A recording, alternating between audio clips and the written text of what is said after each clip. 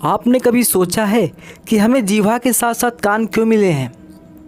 अब आप कहेंगे सरल सी बात है, ताकि हम बात करने के साथ साथ सुनना भी सीखें। अब इसका एक और तात्पर्य है, यदि इन कानों से आप स्वयं की प्रशंसा सुनना चाहते हैं तो सबसे पहले इस जीवा से दूसरों की प्रशंसा करना सीखिए। अगर कभी किसी की प्रशंसा आप करते हैं तो उस व्यक्ति का उत्साह बढ़ जाता है। स्वयं में यदि झांक कर देखेंगे तो आपके मन में भी संतोष और प्रसन्नता आ जाती है, और एक बार ये मन प्रसन्नता से भर जाए तो उसके बाद कोई प्रशंसा करे या ना करे कोई फ़र्क नहीं पड़ता। इसलिए सदैव दूसरों का मान करें, आदर करें, उनकी प्रशंसा करें, प्रसन्नता बांटें, उनमें जो अच्छाइयाँ हैं उन्हें बताएं, उन्हें स्मरण कराएं कि वो भी अच्छे हैं, उनका उत्साह बढ़ाएं जिससे वो जीवन में आगे बढ़ेंगे। और यदि आप ये सब करते हैं तो ये जीवन आपको कभी पीछे नहीं रहने देगा। क्या आपने कभी दर्पण देखा है? या हम में से ऐसा कौन है जिसने दर्पण नहीं देखा है?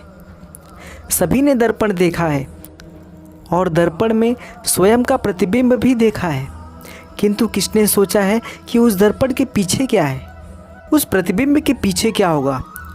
होता कुछ ऐसा है कि उस कांच के पीछे एक धातु की परत चढ़ाई जाती है, जिस कारण से जब हम दर्पण में देखते हैं तो हमें हमारा प्रतिबिंब दिखाई देता है। अर्थात कांच को कुछ इस प्रकार कर दिया गया है कि प्रकाश जिस ओर से जाता है उसी ओर पुनः वापस लौट जाता है। जीवन का सत्य यह भी है, यदि हम अपना पूरा ध्यान केवल लक्ष्य की ओर केंद्रित करते हैं, यहाँ वहाँ नहीं भटकते हैं, तो न केवल हम अपना लक्ष्य प्राप्त करने में सफल होते हैं, बल्कि हम दूसरों का मार्गदर्शन करने में भी सफल होते हैं। पाना और खोना दोनों जीवन के अभिन्न अंग हैं। हम कुछ पाते हैं और कुछ खोते भी हैं, कुछ स्वप्न साकार होते हैं और कुछ लक्ष्य अधूरे भी छूट जाते हैं। जीवन में ऐसा होता ही है, हर एक के जीवन में ऐसा होता है। किंतु जब हम किसी से मिलते हैं तो हम कौन सी बातें करते हैं? हम उसी की बात करते हैं जो हमने खोया है, जिससे हम स्वयं भी दुखी होते हैं और सामने वाले को भी दुखी कर देते हैं। इससे कुछ विपरीत करने का प्रयास कीजिए, सकारात्मक बनने का प्रयास कीजिए, ध्यान उसी पर दीजिए, स्मरण केवल उसे ही कीजिए, महत्व उसी को दीजिए जो आपके पास है। जो आपके पास नहीं है उसके आस में त्रास क्यों सहना? उसी की गिनती कीजिए जो आपके पास है।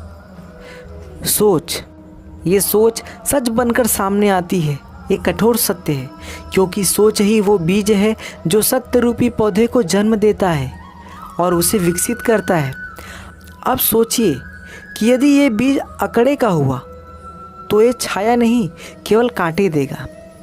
वही यदि ये बीज बरगद का होगा तो वो एक ऐसे वृक्ष में विकसित होगा जो अनेक वर्षों तक, अनेक पीढ़ियों को छाया देगा, पक्षियों को घर देगा। उसी प्रकार ये सोच यदि छोटी हुई तो आपको शंकाएं ही देगा, यदि ये सोच बड़ी हुई तो आपको समाधान देगा। तो सोच समझकर अपने सोच को चुनिए। ये सोच आपको शंका भी दे सकता है और समाधान भी दे सकता है। जीवन और मृत्यु दोनों जीवन के दो अटल सत्य हैं। जिसने जन्म लिया है उसे मृत्यु प्राप्त होनी ही है, यही नियति है। अब एक बात यह भी है कि मृत्यु सभी को आती है, लेकिन जीवन जीना सबको नहीं आता। समस्त जीवन व्यतीत कर जाते हैं किंतु जीवन जी नहीं पाते, समझ ही नहीं पाते कि करना क्या है। जीवन जिए तो जिए कैसे? जीवन जियो तो उस दिए की भांति जियो जो अपने लौ से अनेकों दियों को प्रकाश देता है, बुझते बुझते भी अंधकार से लड़ता है। कदाचित इसलिए जहाँ दिए को रखा जाता है उस स्थान को पूजा जाता है, उसे पवित्र माना जाता है। एक बात यह भी है कि मृत्यु सभी को आनी है, चाहे मैं, चाहे आप, चाहे कोई भी हो। एक न एक दिन सबको इस संसार से जाना ही है। किंतु आपने इस जीवन में किया क्या है, ये महत्व रखता है। और जिसे जीवन जीना आ गया वो मृत्यु के पश्चात भी जीवन जीता है, अर्थात वो अमर हो जाता है। कहा जाता है कि व्यक्ति को अपने चरण दृढ़ता से रखना चाहिए। जहाँ चरण होगा उसी के अनुसार मार्ग होगा, उसी के अनुसार लक्ष्य भी होगा। किंतु क्या केवल अपने चरणों पर ध्यान देना पर्याप्त है? नहीं, इससे कहीं अधिक महत्वपूर्ण होता है आचरण। जैसा आपका आचरण होगा उसी दिशा में आपके चरण होंगे। यदि आपका आचरण उचित हुआ, श्रेष्ठ हुआ, तो आप पर्वत के शिखर पर भी पहुंच सकते हैं, किंतु ये उचित ना हुआ तो उसी शिखर से नीचे धरा पर भी गिर सकते हैं। गति के लिए चरणों पर ध्यान देना अति आवश्यक है, किंतु प्रगति के लिए आचरण ही सबसे ज़्यादा आवश्यक है। कई बार जब हम कर्म करते हैं, सफलता प्राप्त करते हैं, कठिन परीक्षाओं को उत्तीर्ण करते हैं, बड़े कार्य करते हैं, हमें लगता है कि संसार से थोड़ी प्रशंसा हमें मिलनी चाहिए। अच्छा लगता है।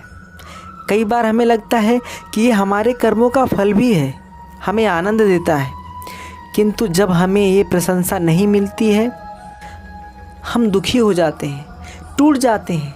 ऐसा लगता है कि किसी को हमारी चिंता ही नहीं है। ऐसा लगता है कि जैसे हमारे आनंद में किसी और को आनंद मिलता ही नहीं है। अनेक विचार आते हैं हमारे मन में। अब मैं आपसे एक प्रश्न पूछता हूँ, अब हम जो भी कर्म करते हैं या कार्य करते हैं, क्या केवल प्रशंसा के लिए करते हैं?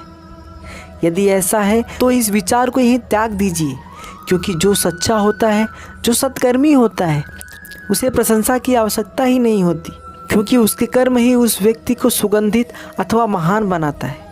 आपने देखा ही होगा, इत्र को नकली फूलों पर लगाया जाता है, असली फूलों को इत्र की आवश्यकता ही नहीं है। इसी प्रकार आप भी अपने कर्म करते जाइए अच्छे भाव के साथ। इस मन को सदैव शांत रखिए, साफ रखिए। यदि आप ऐसा करेंगे तो आपके कर्म इस प्रकार सुगंधित होंगे कि आपके जीवन में केवल और केवल आनंद ही होगा।